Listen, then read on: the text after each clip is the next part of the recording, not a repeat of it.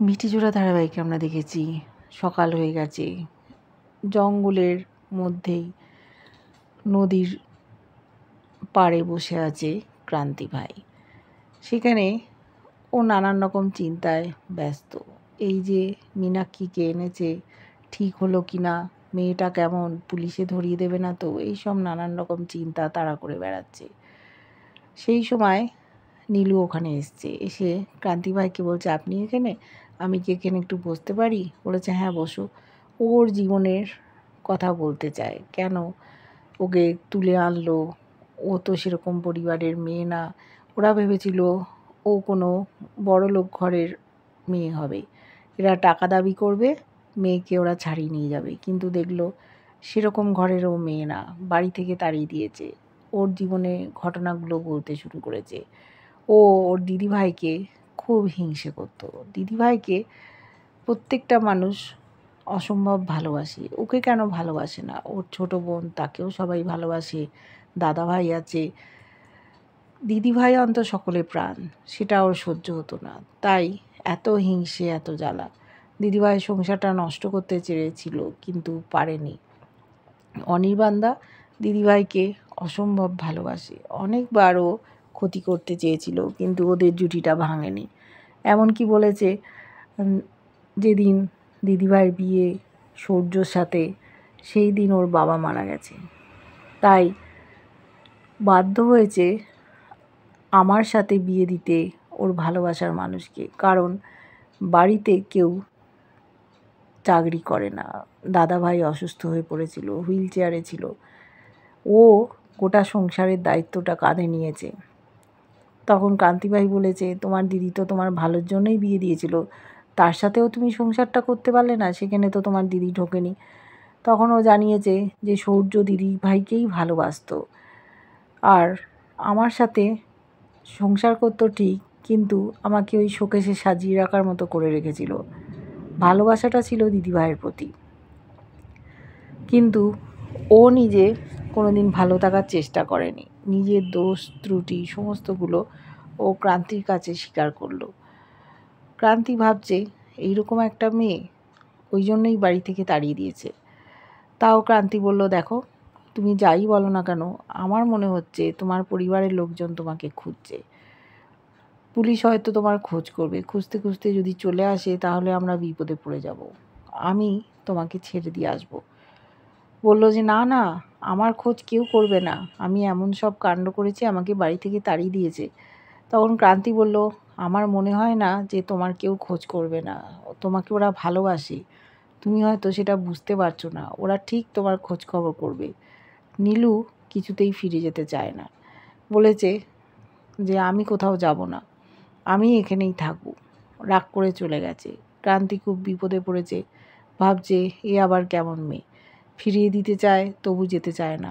এত অপরাধ করেছে সারা জীবনে, মিথ্যে কথা কি বলছে। তারপর ভালো না, মিথ্যে কথা কেউ নিজের সম্বন্ধে বলবে না।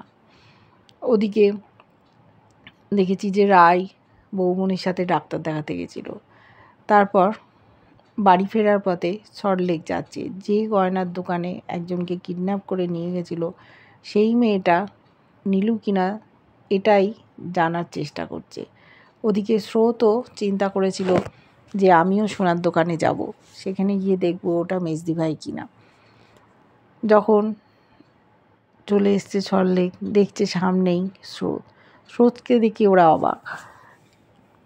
বলছে, রাই কী ব্যাপার, তুই এখানে কেন, তুইও কি একই খোঁজে এসছিস?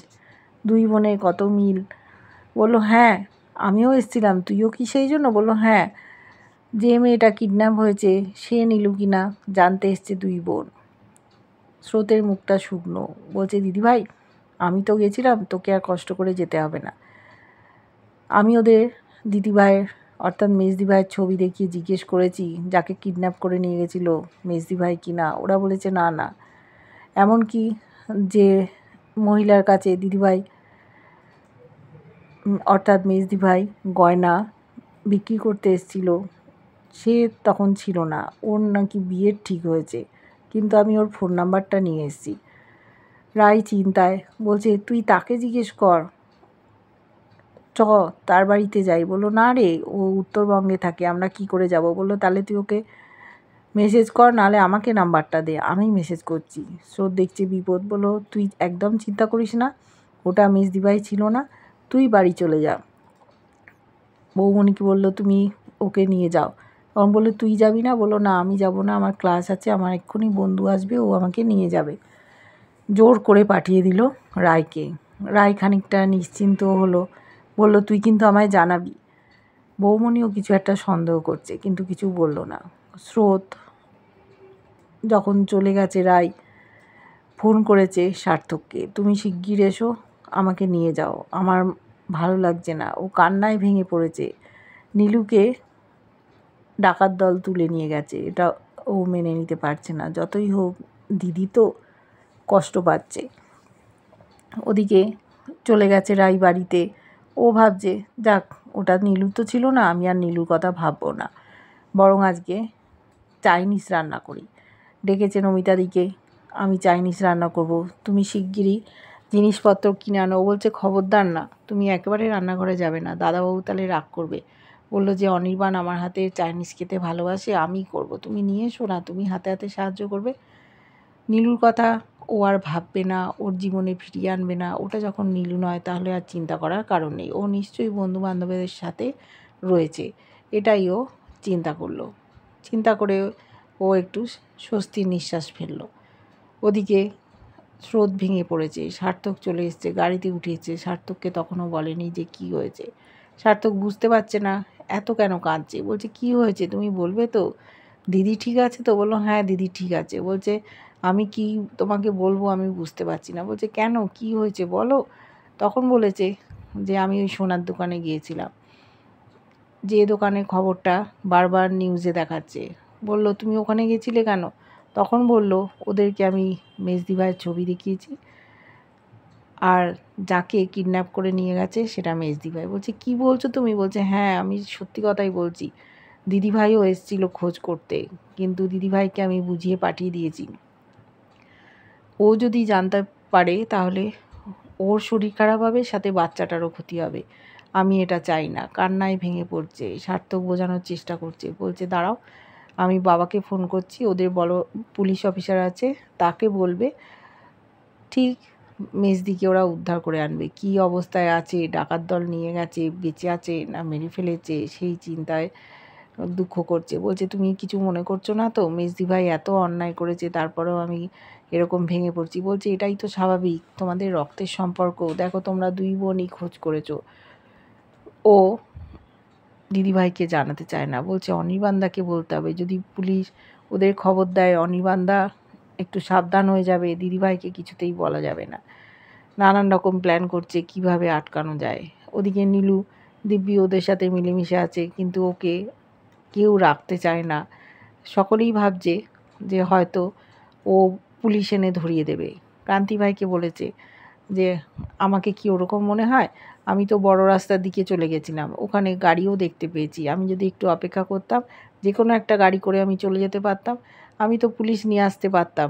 আমি কি তা করেছি? আমি তো তা করিনি, আমি তো আবার ফিরে এসেছি, আমি পথ হারিয়ে ফেলেছিলাম, তাহলে আমাকে এত সন্দেহ করছেন কেন?